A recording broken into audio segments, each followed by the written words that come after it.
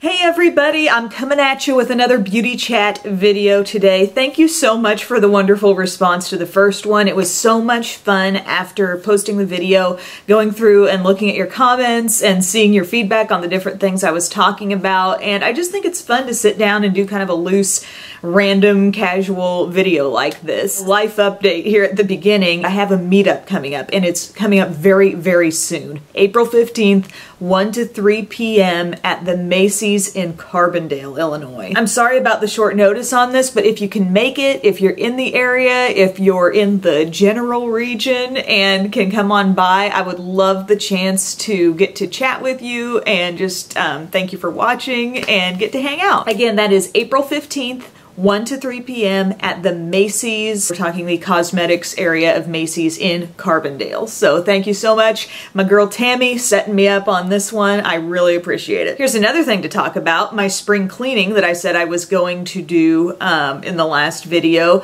I have made some progress. The kitchen got really, really straightened up. I don't know if I'd done the kitchen yet. Had I already done it in my last video? But whatever the case may be, I totally like decluttered things that were sitting on the countertops, like a little like cluttery mail area that I was working with before. That's all cleaned off, and I have like kept it up. I've kept it really, really neat. I find that mail is the biggest thing that clutters up our kitchen area. You know, it's just like you bring it in from the mailbox, you plop it down, some things get dealt with right away, and then you got those cluttery items that just start mounding. And that's the trouble with kitchens. They're kind of like the control tower of your house, right? And so they can accumulate a lot of junk that doesn't need to be there. And I'm just really taking it slowly room by room because that's really all that time allows, is like a small project here or there. I went through our bedroom also, which now that we have a newborn in there with us, it's kind of a bedroom slash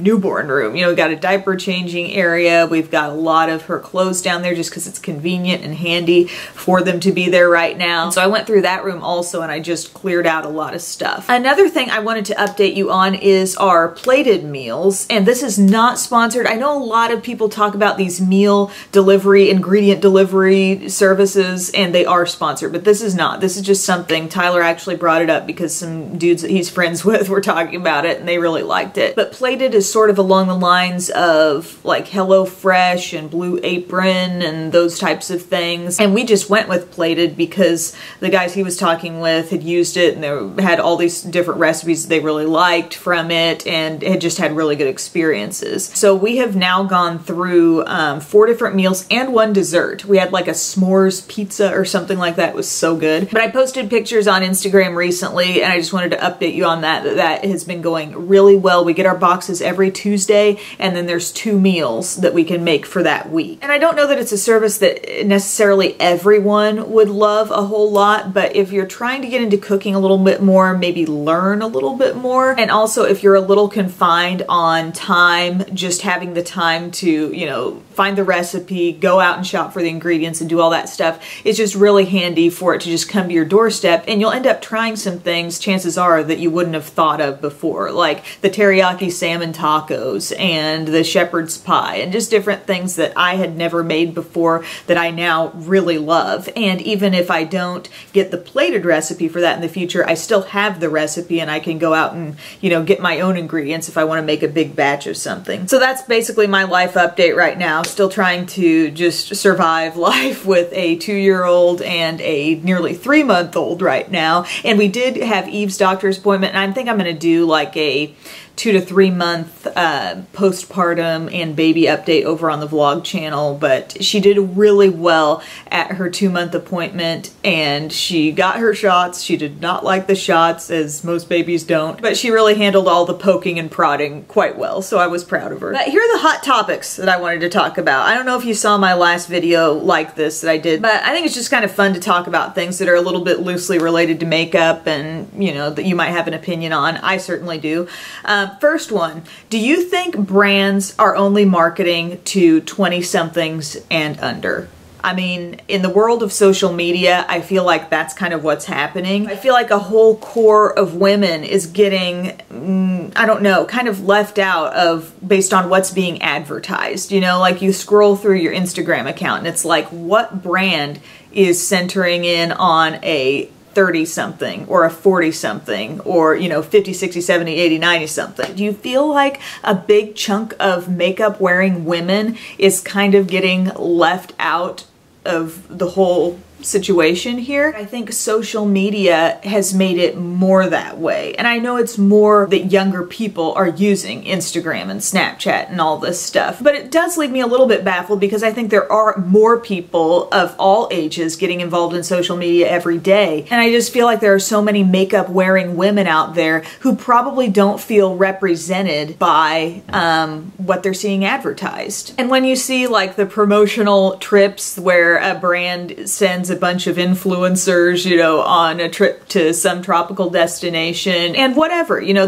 these brands are a business and they can choose to promote themselves and get their name out there however they feel.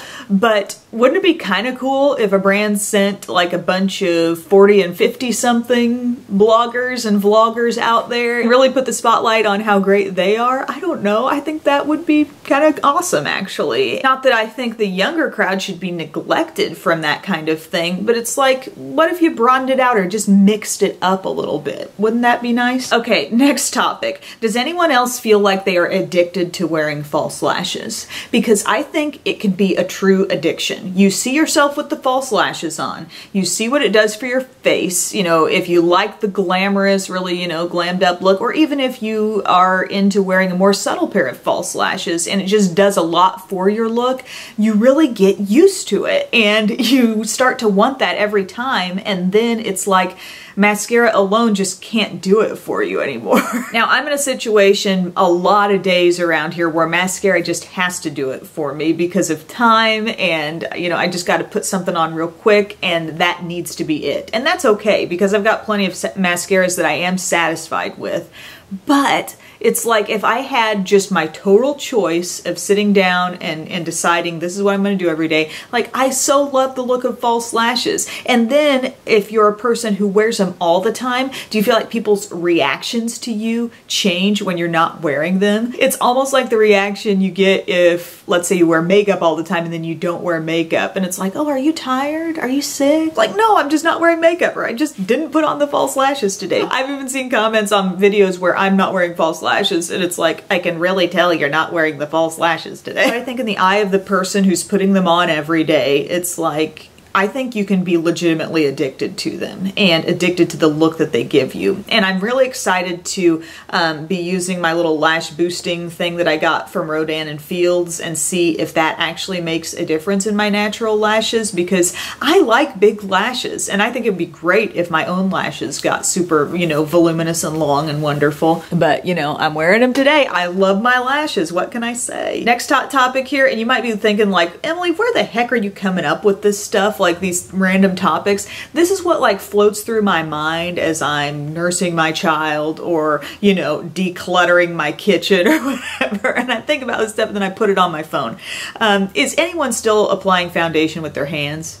Anybody out there just, you know, putting it in their hands and then rubbing it in? Because I swear we are a makeup using community here who is using every kind of brush under the sun, every kind of sponge you can find. But is anybody still using hands? Because I don't think I've used hands for the longest time, unless it's like a BB cream or a CC cream. There I will and have used my hands. But I would so love to know in the comments section, do you do that regularly, or when was the last time you remember doing that? Because I feel like it's such a thing now to have some sort of application tool for the foundation. And frankly, I love using different brushes and sponges. I think it's great. I'm not like knocking that tendency whatsoever. But are there people out there just slapping the stuff on with their fingertips? And what foundations do you like doing that with? Do you think it's perfectly fine and you're not in search of any other kind of method? I'd just like to know, because I feel like the YouTube world anyway makes us feel like you gotta be putting that stuff on with some kind of tool, for crying out loud. So I think that's funny. And then this other thing that I wanted to talk about is kind of like not so much makeup related, but it's life related.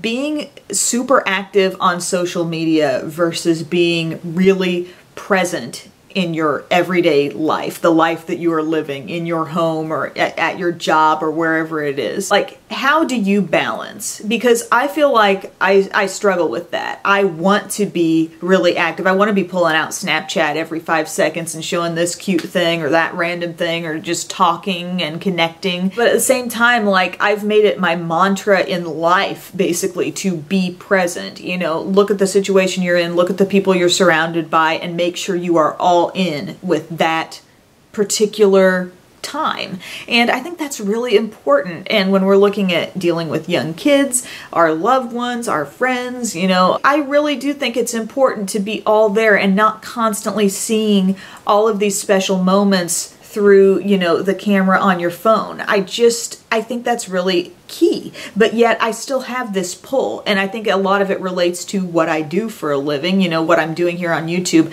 I want to stay connected. I want to be updating this and that and the other. But sometimes it's like this internal struggle, you know, you want to be connected to that side of your life, but at the same time you need to be connected to what's really happening right in front of your face. Does anyone else out there feel conflicted by that? How do you handle it? Do you have times where you completely power off of social media for a while? Because I can actually do that. I find I can get so into, you know, what's happening in just my little world right here, especially with, you know, a couple of young kids. It's like I can almost forget, like, gosh, I haven't checked in on Snapchat in 2 days or something. That can happen for me, but I would just like to hear from your perspective. Are there any tricks? Do you have any ways of looking at this that keep you balanced and keep you still feeling really present in your home life, let's say, but also able to participate in the online communities as well? But before I go today, I want to do some new product chat and old product chat. I don't have a lot of like totally random, you know, the end of the last video I talked about some just random things I'm loving right now, and I don't really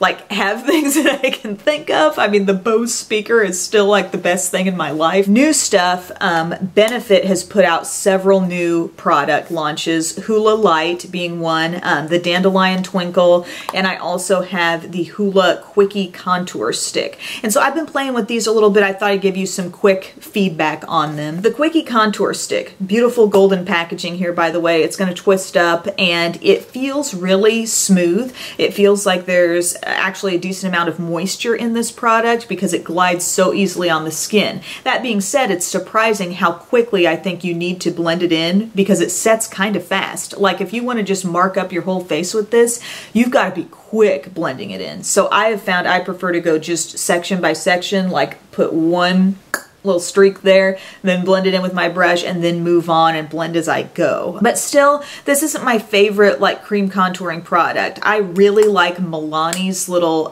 product that has a contour stick and then a highlighter liquid on the other end. It's cooler in tone than this one. It also blends out more easily. Hula Light, I don't feel like I can give a really accurate take on this because I think it's gonna be a light bronzer that works best on someone who's really, really fair, because on my skin I just can't see it. Let's compare it real quick to regular Hula, which I definitely can see on my skin. See how much lighter that is? Like I want to see maybe someone like Makeup by Tiffany D or someone who's just got that beautiful fair skin and can try this out and let me know if that shows up, because for me I just don't think that's a bronzer that's geared toward even my light to medium skin because I just can't really see it. This is the Dandelion Twinkle and I've worn this in recent days, so I'll pop up a different picture of me using it. I'm not wearing it today, but it's actually like a little bit domed up inside that box. I don't know if you can tell that it doesn't just, it's not just a flat powder, but it does have this beautiful soft and not over the top shimmer, just a hint of peach to the tone, and I do like it. I think a lot of people who like a subtle highlight would enjoy this, and it smells good. Benefit does have some scent in their products, and I'm kicking myself about all the scented stuff that I forgot about when I was talking about this topic in my last video, and I was like, Too Faced is the only one with stuff that smells. And then y'all in the comments section were like, what about the Tarte palettes? What about Benefit powders? And yeah, Benefit did put a scent in this one for sure. It smells really nice. But you know, highlights, there's tons of them. I don't think this is the best ever, but it is pretty for what it is. Another new thing, this is new from the drugstore, and I'm wearing this today also. It's the the Hard Candy Cushion Wonder Color Correct, and I got it in this light peachy shade. And I actually picked this up before I saw in my store a big display that had like all these color correctors. Have you guys seen that? It's like a row of stuff that will correct with peachy tones, a row of greenish correctors and all that. Before that cropped up, this was just part of Wet n Wild's regular display. And it's kind of funny because it's oddly satisfying to watch this stuff squeeze up through the applicator. You got to twist it open and then look at this.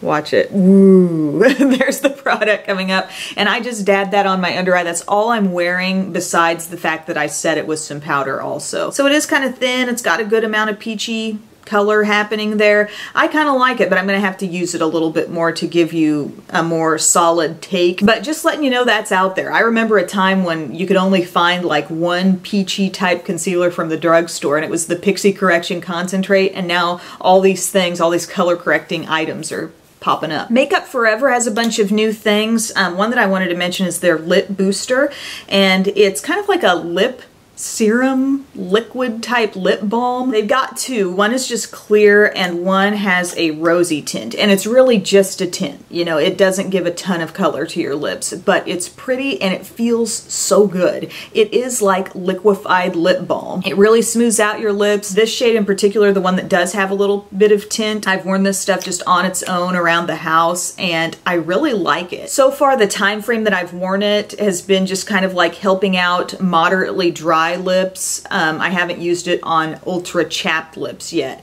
but it's also kind of nice like before you do your makeup. For example, today I just had it on early on in my makeup routine, let it kind of sit there, and then I can put whatever lip color I want to use on top when I'm at the end of my makeup. So I have enjoyed these. I think they're a pretty cool little product. Also, Makeup Forever has their Ultra HD powder. I don't know if this is like a reformulated thing. This is the way it's packaged now. It is so fine, and I feel like it's even finer than I ever remembered this powder being. It is so like, dang, that is the silkiest texture I can even imagine. It's crazy. And so they've got that, and they've also got a pressed version and several tones of this also that might be kind of corrective for other skin tones. But I've been using this one on and off, and it, you know, even though it's pressed, it still feels every bit as silky as the texture of the loose stuff. So I've been using this not really to bake with it, not to do any real mid-makeup step, but just kind of setting the overall look. And I gotta say, both of these powders make a pretty big impact on the look of pores. If you finish your makeup and you still feel like you're seeing some stuff like around your nose,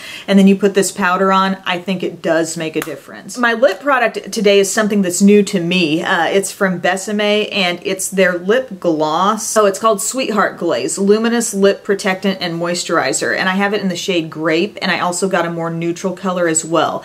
The reason why I got these, I found, maybe it was on Instagram, that these were being sold for just $5. $5 a pop on Besame's website. And I'm thinking there's drugstore glosses that are costing more than $5. I gotta snatch a couple of these up. So I am wearing the Grape today.